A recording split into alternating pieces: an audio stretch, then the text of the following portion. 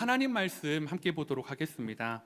우리 여호수아서 4장 말씀인데요. 성경 봉독은 1절부터 9절 연이어서 19절부터 24절까지를 저와 여러분이 함께 교독하도록 하겠습니다. 다 같이 자리에서 일어나셔서 하나님 말씀 교독하시겠습니다. 그 모든 백성이 요단을 건너기를 마침에 여호와께서 여호수아에게 말씀하여 이르시되 백성의 각 지파에 한 사람씩 12사람을 택하고 그들에게 명령하여 이르기를 요단 가운데 제사장들의 발이 굳게 선 그곳에서 돌 12를 택하여 그것을 가져다가 오늘 밤 너희가 유숙할 그곳에 두게 하라 하시니라. 여호수아가 이스라엘 자손 중에서 각 지파에 한 사람씩 준비한 그 12사람을 불러 그들에게 이르되 요단 가운데로 들어가 너희 하나님 여호와의 궤 앞으로 가서 이스라엘 자손들의 지파 수대로 각기 돌 한 개씩 가져다가 어깨에 매라. 이것이 너희 중에 표징이 되리라. 후일에 너희의 자손들이 물어 이르되 이 돌들은 무슨 뜻이냐 하거든. 그들에게 이르기를 요단 물이 여호와의 언약궤 앞에서 끊어졌나니 곧 언약궤가 요단을 건널 때에 요단 물이 끊어졌으므로 이 돌들이 이스라엘 자손에게 영원히 기념이 되리라 하라 하니라.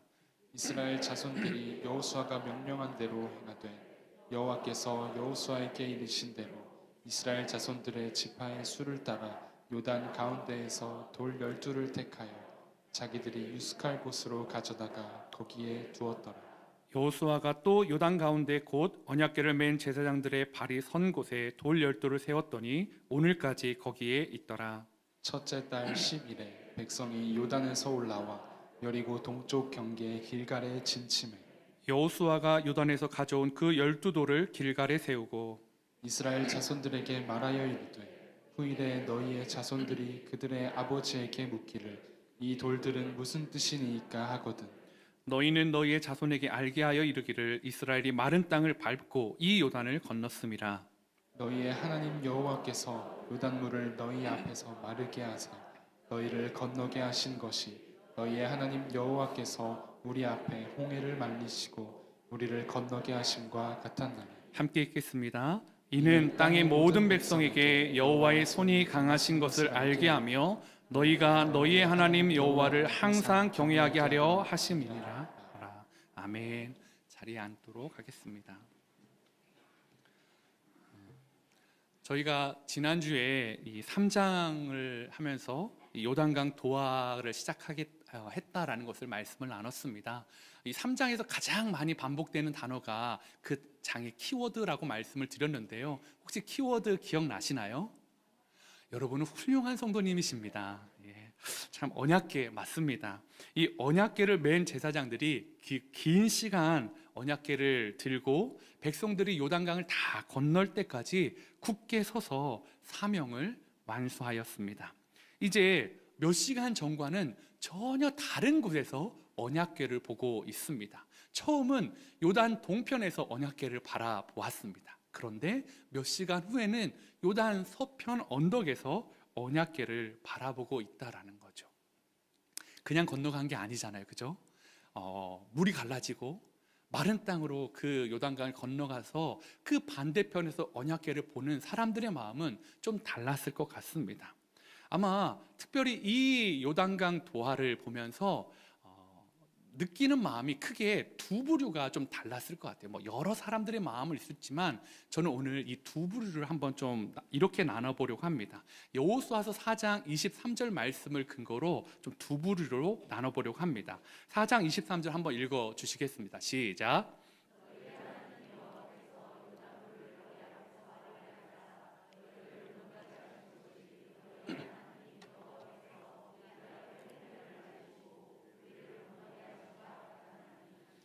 네, 맞습니다. 첫 번째 부류는 어떤 사람이냐면 어렸을 때 홍해를 건넜던 사람들. 그들은 두 번째 마른 땅으로, 물이 갈라진 그 마른 땅으로 이제 건넜던 사람들입니다.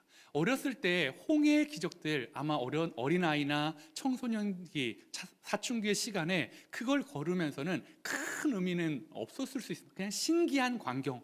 어떻게 보면 물이 갈라진 그곳에 막 물고기가 보이는데 와, 마치 아쿠아리움 온 것처럼 우와, 대박 신기 이러면서 이렇게 건너지 않았을까요? 그런데 이제 두 번째 하나님께서 이 물길로 인도하시는 것들을 보면서 하나님이 분명히 우리를 이끌고 계시구나, 하나님이 우리를 인도하고 계신다라는 그 확신과 믿음, 그 소망을 보게 되었을 것입니다. 그러면 또 한 부류는 이번에 처음 이제 물을 갈라지고 그 길을 걸어가는 사람들일 것입니다. 그들은 이것들을 한 번도 보지 못한 사람들이니까요, 아마 이야기로 들었겠죠. 야, 하나님이 이러한 일을 해주셨어, 무려 40년 전에는 이러한 일이 있었다. 그러면 에이, 하나님이 설마요, 어쩌면 아이들이 이런 말을 했을 수도 있겠죠. 그러면서 정말요? 정말요? 이렇게 물었던 그 사람들, 그 세대가 자라나서 오늘 이 요단강을 도하하고 있다라는 거죠. 이들 역시도 하나님이 우리 부모님들에게 보여주셨던 그 하나님이 오늘도 살아계셔서 우리와 함께 계시는구나 라는 것을 느끼게 되었을 것입니다. 그 이야기가 지금도 나의 하나님이시구나 라는 것을 마음에 새기게 되었다라는 것이죠. 이제 그들의 눈과 마음에 요단강은 새겨졌습니다. 특별히 요단강 가운데 서 있는 제사장들과 그 이외에 있는 언약궤는 마음판에 새기고 눈에 새겨져서 이미지처럼 선명하게 그들의 기억 가운데 남게 되었을 것입니다. 그런데 그 장면, 이제 다 멈춰 서 있는 그 장면, 제사장들도 요단강 한가운데 있고 200만의 수많은 이스라엘 백성들도 요단 서편에서 그것을 바라보는, 정체되어 있는, 멈춰져 있는 상황 가운데 12명이 움직이기 시작합니다. 여호수아가 하나님의 명령을 가지고 12명에게 가라라고 말씀했기 때문입니다. 여호수아 4장 5절에 보니까 그들에게 이르되 요단 가운데로 들어가 너희 하나님 여호와의 궤 앞으로 가서 이스라엘 자손들의 지파 수대로 각기 돌 한 개씩 가져다가 어깨에 매라 라고 말씀을 하여 주고 있습니다. 12명은 다 건너왔어요.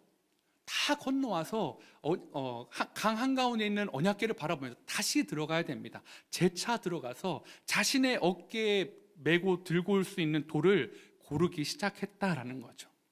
아마도 돌을 단 한 번에 찾는 사람이 있었을까요?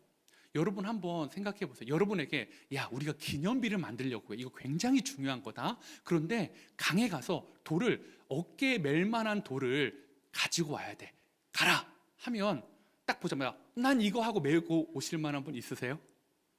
있으신가 보군요. 저는 안 그럴 것 같아요. 그래? 그러면 어떠해야 되지? 이 정도면 되나? 메고? 이 정도 모양이 괜찮나? 아니면 또 옆에 또 보내도 저만하면 나도 이 정도로 해야 되나? 이런 것들을 두루두루 살펴볼 것 같습니다. 그리고 그만큼 의미 있는 그 돌을 지금 가져가야 되니까 그렇게 하지 않을까라는 생각을 해보게 되었습니다. 그런데 돌을 하나씩 메고 나와야 되는데 찾아야 되는 돌은 각각 몇 개일까요? 2개씩입니다. 왜냐하면 오늘 말씀해 보니까 돌을 하나를 찾아서, 하나는 제사장들이 선 그곳에 12돌을 세워두고 나머지 하나를 들고 나와라 라고 성경은 이야기하고 있기 때문입니다. 200만이라는 사람들이요, 다 뭘 보고 있을까요? 돌 찾는 거. 저 돌은 아닌 것 같은데. 우리 지파, 그렇지, 제일 큰 거 좋았어. 우리 지파는 세력도 크고 백성도 많고 하니까 그 정도는 역시 잘 뽑았어. 막 주저주저 하면서 계속 그쪽 말고 저쪽 좀 하면서 아마 백성들 안에 이러한 모습들도 어쩌면 있을 수 있겠다라는 재미난 상상을 제가 해보게 되었습니다. 좀 엉뚱하죠, 그죠? 여러분의 담임 목사는 이렇게 엉뚱합니다. 범람한 이 요단강, 이 마른 땅, 건조한 땅이 건너가는 기적을 이미 다 경험했잖아요, 그죠? 그런데 하나님은 그 기적의 끝에 뭘 명령하세요? 돌 고르는 거. 여러분, 돌 고르는 것은, 돌 들고 나오는 건 기적과 상관이 있을까요, 없을까요? 크게 없는 것 같아요. 이미 기적은 완성됐어요. 이미 마른 땅을 건넜어요. 물은 그쳤고 강에 물이 없어서 다 발을 젓지 않고 건조한 땅을 그들이 다 건너서 왔다라는 거죠. 그것이 기적 아닙니까? 그런데 하나님은 기적이 완성됐는데 돌을 주워오래요. 다 기다리래요. 200만 명 기다려. 제사장들이 한나절 동안 그 무거운 언약궤를 들고 서 있는데 더 기다려. 왜요? 기적을 다 끝났는데요. 기적을 마쳤는데요. 돌 찾는 게 뭐 이렇게 중요하다고 하나님이 다 주목해서 돌 고르는 거 보게 하셨을까요? 여러분, 저는 이걸 보면서 하나님 앞에 기적도 중요하지만 그것보다 훨씬 더 중요한 게 기적의 의미다라는 생각을 해보게 되었습니다.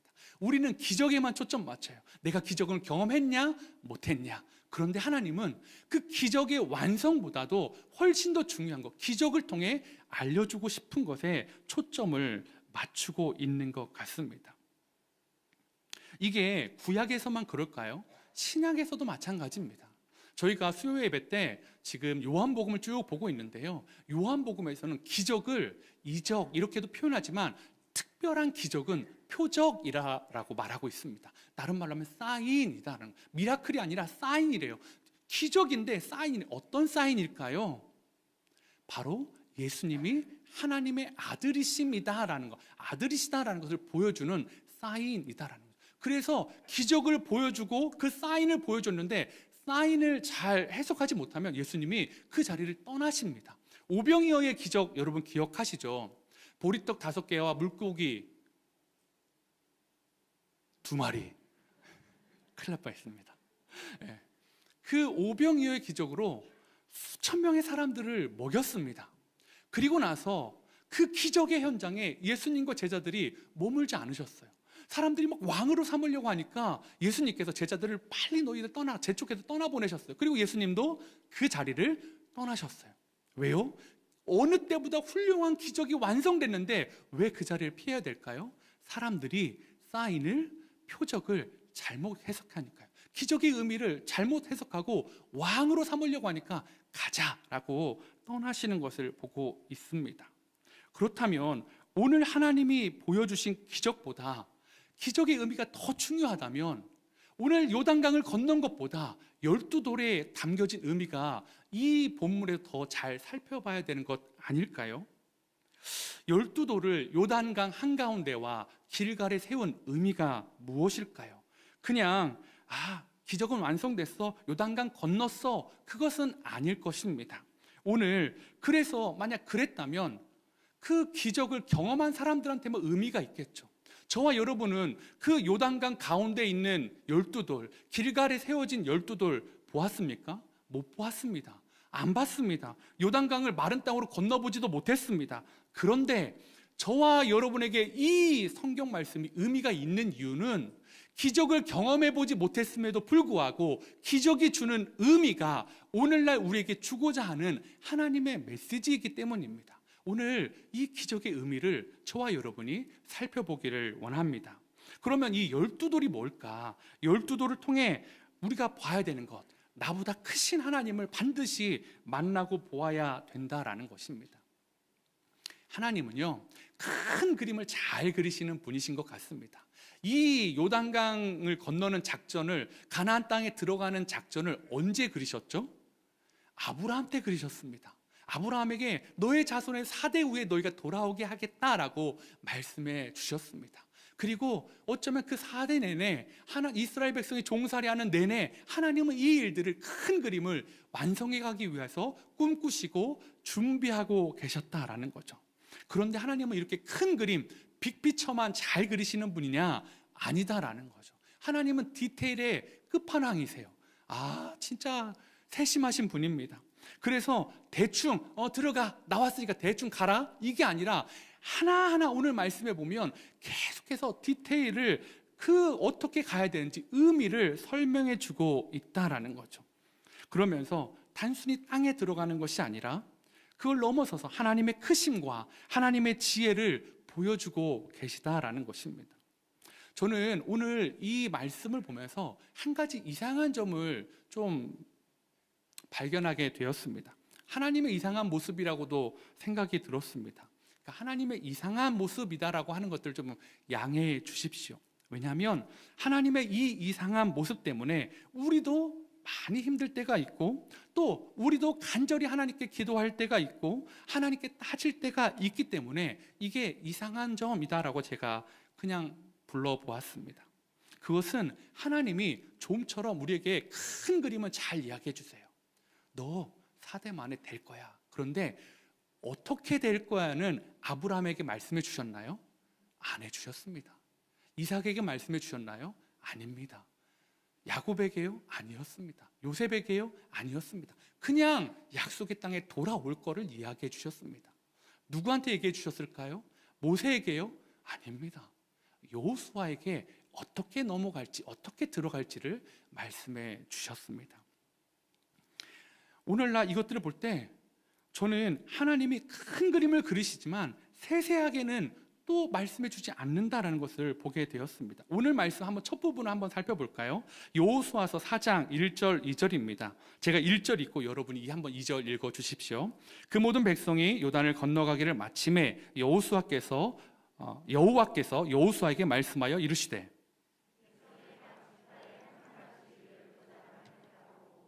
네, 하나님께서 여호수아에게 말씀하여 주셨습니다. 뭐라고 했죠? 백성 중에서 한 사람씩을 택해라. 그래서 12사람을 택해라 라고 말씀해 주셨습니다. 언제요? 요단을 건너기를 마침에. 요단을 건넌 다음에 12명을 택해라 라고 말씀해 주셨습니다. 그런데 하나님이 사실 이 12명을 요단을 건너간 다음에 말씀해 주신 것이 아니라 3장에 보면 이미 12명을 택해라 라고 말씀해 주셨다라는 거죠. 여호수아 3장 12절에 보니까 이제 이스라엘 지파 중에서 각 지파에 한 사람씩 12명을 택해라. 하나님께서 이미 가기 전에 12명을 택해라 라고 말씀해 주셨어요. 그리고 나서 건넌 다음에 그 택했던 사람들에게 무엇을 해야 될지를 말씀하고 있다라는 거죠.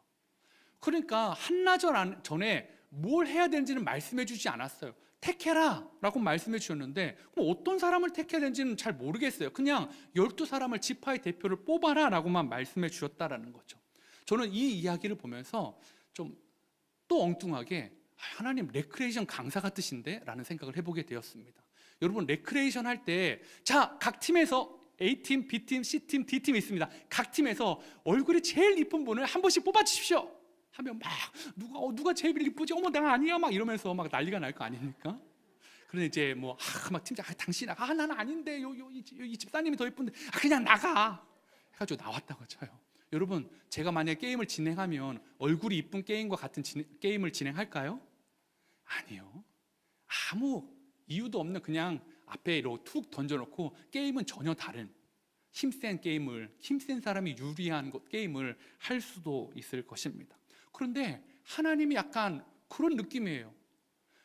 마치 어떤 사람을 뽑으라고 알려주시면 그 최고로 적합한 사람을 지파에서 뽑으면 되는데 하나님이 안 알려주세요. 뽑았어요. 이게 맞나? 하는데 안 알려주세요. 다 건넜어요. 근데 그때서야 12명 나와 가서 돌을 옮겨라고 말씀하고 계신다라는 거죠. 비단 이번뿐입니까? 아닙니다. 사흘 전에도 그랬습니다. 요단강 건너가야 되는데 너희 양식을 준비해라 라고 이야기했습니다. 다른 얘기는 안 했어요. 생각 보세요. 요단강을 건널 때 필요한 건 배나 아니면 다리를 놓을 수 있는 목재나 이런 것들인데 그런 게 아니라 양식을 준비해라 라고 말씀해 주셨어요. 사흘째 되는 날에 뭘 얘기하시죠? 너희는 여호와 앞에서 성결하라. 오늘 너희가 한 번도 보지 못한 크고 놀라운 일을 경험하게 될 것이다 라고 말씀하고 있다라는 거죠. 3일 안에 있을 일도 세상에 그걸 나눠서 이야기해 주신 하나님, 이거 MBTI 성격적으로 굉장히 논리적이고 이성적인 사람이라면 미쳐 죽습니다. 하나님 나는 좀 이렇게 알려주셔야 갈 수 있는데 하나님 이거 좀 이렇게 사흘 전이면 그거 좀 알려줘, 아니면 건너기 전에라도 알려주시면 좋잖아요. 그러면 그때 바꿀 수라도 있는데 왜 다 건넌 다음에 12명 나와? 하나님 나는 준비가 돼야 돼요. 마음의 준비도 돼야 되고 계획도 세워져야 하는데 하나님 이러시면 곤란합니다. 여러분 그런데 이게 이스라엘 백성들의 문제일까요? 그렇지 않습니다. 오늘날 우리에게도 이러한 상황들이 종종 있습니다. 하나님이 여러분을 사랑하신다는 걸 믿으십니까? 그런데 여러분 하나님이 날 사랑하셔. 근데 고민하는 건 뭡니까? 내가 이 직장을 다녀야 되는지 옮겨야 되는지 하나님 말씀해 주시던가요? 다녀라, 당장 그만두어라, 이렇게 말씀해 주시던가요? 나의 자녀가 하나님의 자녀임을 믿어요. 하나님의 자녀 안에 내 자녀가 구원받고 하나님께 돌아올 거 믿어요. 그런데 어느 날 이 자녀가, 나는 그동안 억지로 교회 다녔어요, 나 이제 안 믿어져도 안 나갈 거예요. 그때 이 자녀에게 어디 엄마를 들어와, 교회 와야 돼, 강제로 데려올 것인지, 아니면 반발심만 키우니까 기다리면 오겠지, 나는 기도해야지, 그래 그렇게 해라, 어떻게 해야 될까요? 하나님이 말씀해 주시던가요? 아니요. 근데 마음에 확신이 있잖아요. 하나님이 내 자녀를 책임져 주신다, 하나님이 내 자녀를 사랑하신다. 큰 그림은 있는데 세부적인 걸 어떻게 해야 되는지를 말씀해 주지 않아서 우리의 기도가 참 답답하고 어려울 때가 있다라는 거죠. 이게 참 이게 시원하게 얘기해 주면 되는데, 건너기 전에라도 말씀해 주면 좋은데 그렇지 않다라는 거죠. 보세요, 12명 한 명씩 지파에서 뽑으라 했을 때 그러면 기준을 주시면 좋잖아요. 영성이 좋은 사람이라든지 지혜가 좋은 사람이라든지 아니면 힘이 좋은 사람인데 딱 정해주시면 다 그 사람 뽑으면 좋은데, 하나님이 그렇게 안 하셨다는 거예요. 고민하다가 예를 들어서 이렇게 해보고 생각했어요. 그래, 가나안 땅은 순종 전쟁인데 영적으로 탁월한 사람을 데려가야지 해가지고 영적으로 탁월한 사람을 한 명 지파의 대표로 뽑아냈어요. 얼마나 많은 그 사람들이 있겠어요. 그 중에 제일 영적으로 탁월한 사람. 그래서 딱 했는데 요단강을 건너간 다음에 나와라, 너희들의 미션은 돌을 어깨에 메고 오는 것이다. 근데 그 영성이 좋은 사람이 50견이에요. 아이고 주여, 아이고 나는 이게, 여러분 생각해 보세요. 아니, 성경은 그렇지 않지만 그랬다면 어땠을까요? 목사님, 영성도 뛰어나고 지혜도 뛰어나고 체력적으로 뛰어난 사람 뽑으면 되죠. 맞습니다. 그렇게 하면 됩니다. 그런데 그건 이상적인 거고요. 우리의 선택지, 우리의 삶에서 그렇게 다 두루 갖춘 선택을, 최선의 선택을 하는 게 쉽습니까? 쉽지 않습니다. 그러면 어떻게 해야 될까? 왜 이러실까요? 제가 이렇게 뉴스 이렇게 인터넷에서 이렇게 기사를 보다가 피지컬 100이라는 프로그램을 보게 되었습니다. 이게 뭐냐면 피지컬, 이렇게 몸이 제일 좋은 사람 100명을 이렇게 뽑은 거예요. 국가대표 운동선수, 산악구조대, 보디빌더, 모델, 크로스핏 선수 100명을 뽑아가지고 그 중에서 가장 좋은 몸이 뭔가, 게임을 통해서 우승하는 사람에게 무려 3억 원을 오징어 게임처럼 주는, 실제적으로 방송사에 3억을 걸고 했습니다. 그런데 여러분, 그 결과가 나왔더라고요. 어떤 사람이 우승을 했는데요. 제가 그걸 보면서 만약에 무슨 게임을 할 건지를 미리 알려주고 개인전 상대를 정하게 하고 팀을 짜게 했다면 그 사람은 분명히 우승하지 못했을 거예요. 어떤 게임인지, 누구와 상대하는 게 유리한지를 모르고 미션을 숨겨두고 팀을 짜고 개인전 상대를 정하니까 막상 됐을 때 저 사람보다 내가 우위에 있으면 올라가지만, 그렇지 않으면 다른 면은 탁월하지만 이 게임에 적합하지 않으면 떨어지게 되더라고요. 여러분, 이 게임 이렇게 보면서 게임도 3억이 걸린 게임도, 이 미션을 미리 알면 결과가 달라지는데, 우리 인생도 미리 미션을 알면 우리가 얼마나 잘 해낼 수 있겠습니까? 그런데 하나님은 알려주시나요? 안 알려주신다라는 거죠. 그러면 왜 그럴까요? 하나님은 뭘 주기 위해서요? 하나님은 레크레이션 강사 같은 마음으로 자신의 즐거움을 숨겨두고 누굴 뽑나 보자, 누가 제일 좋은 사람 뽑나 보자, 이걸까요? 아니다라는 거죠. 저는 왜 아니다라고 확신 있게 말하냐면, 하나님은 레크레이션 강사가 아니니까요. 하나님은 좋으신 하나님이니까요. 저와 여러분에게 가장 좋으신 하나님이 그냥 문득 그렇게 선택해봐 라고 하실 리가 없기 때문입니다. 그렇다면 하나님이 이렇게 하시는 이유가 뭘까? 하나님이 이렇게 하시는 이유가 여러 이유가 있겠지만 가장 중요한 이유는 하나님을 온전히 의지하라고요. 하나님의 미션을 줄 때마다, 하나하나 하나님의 모습을 보여줄 때마다, 하나하나 미션을 공개할 때마다 어떻게 하라고요? 이번 건 내 힘으로 좀 해볼 만한데? 이건 내가 잘하는 분야인데가 아니라 하나님을 온전히 의지하라고요. 내가 할 수 있는 부분이 크든 적든 어떻게 해요? 하나님을 의지하라고요. 하나님을 붙잡으라고요. 어떻게 하나님을 전적으로 의지할 수 있을까요? 저는 고린도전서 1장 25절이 이 힌트라고 생각이 되어집니다. 하나님의 어리석음이 사람보다 지혜롭고 하나님의 약하심이 사람보다 강하니라. 여러분 믿으십니까?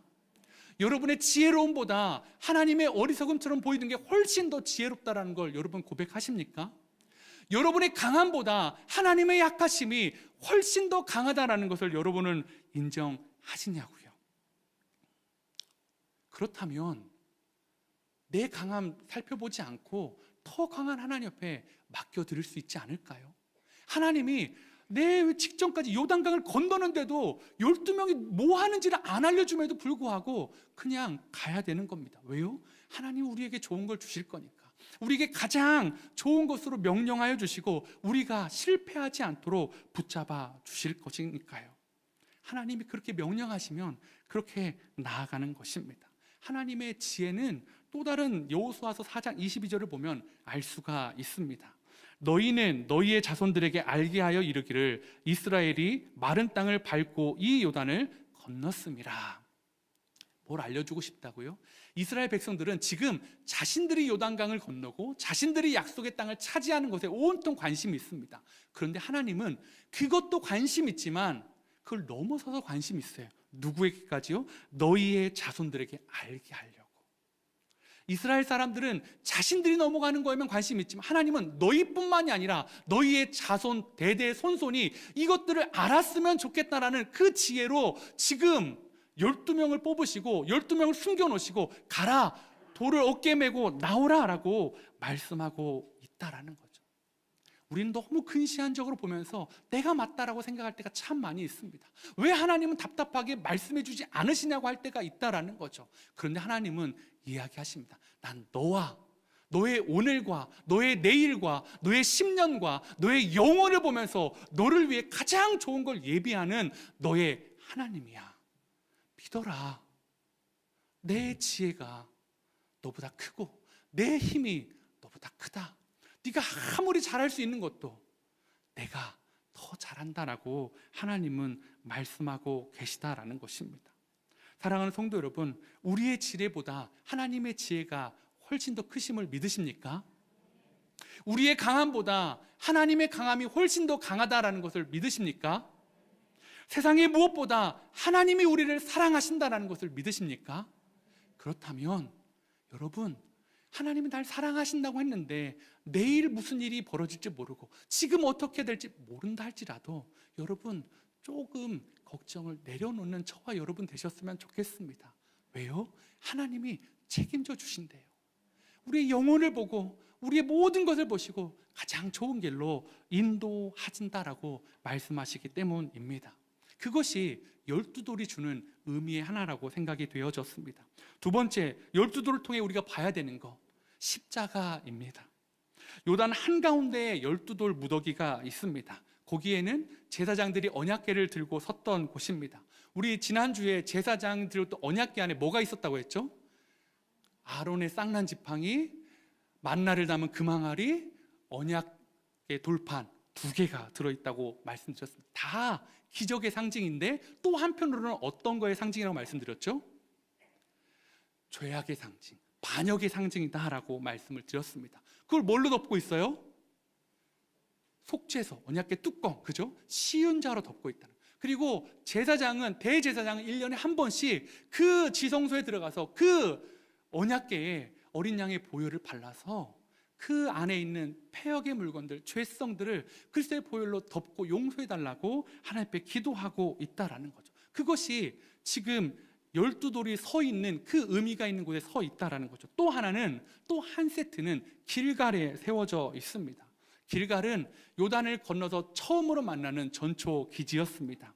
이제 그 길갈에서는 만나가 그치게 됩니다. 그 길갈은 사무엘이 순회하면서 다스렸던 도시 중에 하나입니다. 그 길갈은 사무엘이 왕국을 세웠던 곳이 길갈이었습니다. 앞으로 이스라엘 역사 가운데 너무나 소중한 곳, 중요한 곳이 길갈이었다라는 거죠. 근데 거기에 뭐가 있다고요? 12돌이 있다고요. 물속에서 건져온 돌, 아마 물속에 있으니까 일반적인 산이나 들에서 보는 들과는 모양이 달랐겠죠. 그 돌이 12개가 군집해 있습니다. 그러면 그 생경한 모습에 사람들이 물었을 거예요. 이 돌은 이상한데? 여기 있으면 안 되는데 왜 여기 있습니까? 라고 물을 때마다 뭘 보여줘야 됩니까? 하나님이 어떻게 그들 가운데 함께 하셨는지, 그들 그 돌이 있는 곳에 거기에 자신들의 노력이 있습니까? 자신들의 수고가 있습니까? 자신들의 공로가 있습니까? 아무것도 없다라는 거죠. 잠겨져 있는 요단 강 한복판에 있는 그 돌을 볼 때마다, 보이지 않는 돌을 볼 때마다 뭘 이야기합니까? 그곳에 우리의 공로가 아니라 하나님의 은혜로 건너왔던 기적의 12돌의 세트가 저기에도 있다라는 것을 이야기해 주어야 된다라는 것입니다. 여러분, 12돌은요 하나님의 은혜의 상징입니다. 자신의 힘과 노력과 공로로 할 수 없는 것들을 하나님 해주셨다라는 그 의미를 담고 있다라는 거죠. 앞으로 가나안 땅을 출발하는 그 전초기지에 12돌을 놓은 이유는 앞으로 이 땅을 그 은혜로 차지해야 된다라고 말씀하고 있다라는 것입니다.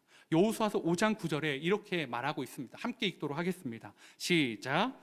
여호와께서 여호수아에게 이르시되 내가 오늘 애굽의 수치를 너희에게서 떠나가게 하였다 하셨으므로 그곳 이름을 오늘까지 길갈이라 하느니라. 뭐라고요? 왜 길갈이 됐다고요? 애굽의 수치를 너희에게서 떠나가게 했대요. 원래는 길갈이 아니었어요. 원래는 다른 이름이었어요. 그런데 하나님이 애굽의 수치를 떠나가게 한 곳, 세상의 종된 이스라엘 백성들에게 하나님의 백성으로 선포하신 곳, 하나님의 자녀답게 살아갈 수 있도록 은혜를, 출발을 허락하신 곳이 길갈이었습니다.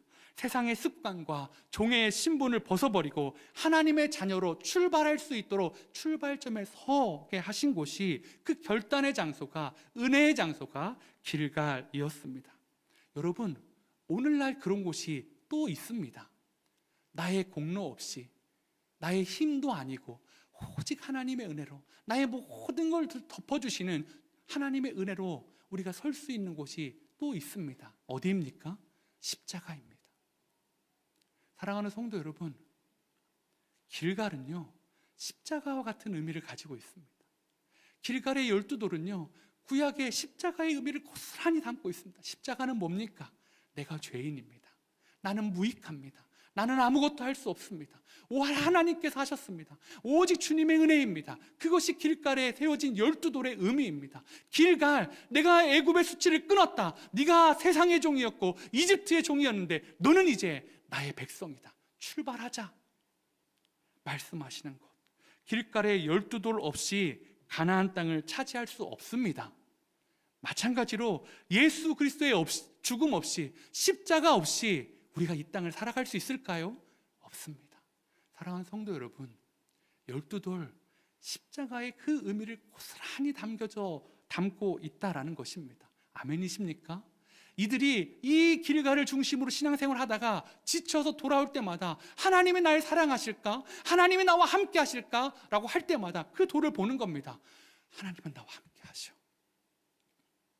하나님이 지금 내게 말씀해 주지 않는데, 나 지금 중요한 결정을 눈앞에 뒀는데 하나님이 말씀해 주지 않는데, 그때도 그랬어. 우리가 요단강을 건너고 나서 그때야 말씀해 주셨어. 하나님은 선하신 분이야. 아무런 우리의 노력이, 내 힘이 없어도 괜찮아. 그때도 그랬어. 여러분, 그 12돌 앞에서 이스라엘 백성이 다시 하나님의 자녀로 살아갈 힘을 얻었던 것처럼 우리는 십자가에서 그렇게 해야 됩니다. 지난 수요일부터가 사순절의 시작입니다. 고난주간을 지나고 부활주일 앞두고 주일을 뺀 40일 동안 그리스도의 고난을 묵상하는 사순절 시작이 지난 수요일부터 시작이었습니다. 사순절을 돌아오니까 십자가를 생각하고, 고난주간이 되니까 십자가를 더 많이 생각하고, 부활주일이 되니까 그 십자가를 더 많이 생각하는 것도 귀하십니다. 그런데 사랑하는 성도 여러분, 십자가는 그렇게 쓰는 게 아닙니다. 늘 그들 옆에 길갈에 서 있어서 보여야 된다라는 거죠. 하나님이 내 힘이시지, 하나님이 나와 함께 하시는 것처럼 십자가는요 멀리 두면 안 됩니다. 가까이 두고 늘 때때마다, 절기 때마다 오는 것이 아니라 늘 십자가를 가슴에 쓰고, 나는 하나님 없으면 안 되지, 아, 나는 하나님이 지켜주시지. 아, 하나님의 공로로 나는 오늘도 살아가지. 그렇게 고백하며 나아가는 게 이 12돌과 십자가의 의미 아니겠습니까? 여러분, 하나님이 아니면 12돌이 어떻게 육지 가운데 버젓이 나올 수 있겠습니까? 제가 그런 생각을 또 해보게 되었습니다. 혹시 그 12돌이 우리는 아닐까? 하나님의 기적이 아니면 우리가 죽음의 요단강에서 어떻게 그 척박한 진흙 땅에서 건져 올려질 수 있었겠습니까? 하나님이 그 진흙 속에서 물의 흑암에 덮여있는 그 속에서 물을 말리시고 땅을 굳게 하시고 그 돌을 끄집어서 나의 은혜의 상징이다. 봐라, 이걸 볼 때마다 나를 생각해라. 저와 여러분이 세상에 세워진 12돌, 세상에 세워진 십자가 아니겠습니까? 여러분을 볼 때마다 여러분의 주변에 있는 분들이 아, 사람의 힘으로 사는 게 아니구나. 내 능력으로 사는 게 아니구나. 하나님의 은혜로 사는 거구나. 저 사람을 보니까, 저 돌을 보니까, 저 십자가를 보니까 고백하며 나아가는 은혜가 있는 저와 여러분 되시길 원합니다. 사랑하는 성도 여러분, 이제 말씀을 맺겠습니다. 하나님은 절대 레크레이션 강사 아닙니다. 숨겨놨다가 더 재밌게 해주려고, 엉뚱한 거 하려고, 상상하지도 못했던 거, 그런 게임 진행하려고 여러분에게 숨기시는 것 아닙니다. 하나님의 타이밍에 더 좋은 것으로 여러분에게 채워주시기 위해 기다리고 계십니다. 그러면 어떻게 해요? 믿기만 하면 돼요. 아, 하나님 날 사랑하시지, 날 구원해 주셨지, 오늘 내 삶 가운데서도 말씀해 주실 거야, 나를 인도해 주실 거야.